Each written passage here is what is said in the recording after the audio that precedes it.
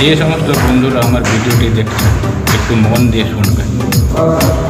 আমি খুব শখ করে একটা দাড়ি শেভিং করা মেশিন আনছিলাম, এই কদিন হলো।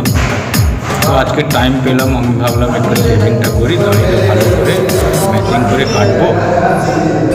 তো ভালো কথা,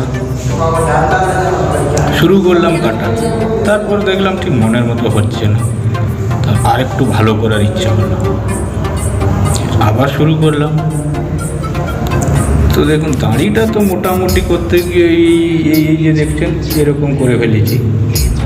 তারপরে ভাবলাম যে যা হওয়ার হয়ে গেছে, এটা এই পর্যন্ত থাক, এবার গোঁপটাকে একটু ঠিক করি।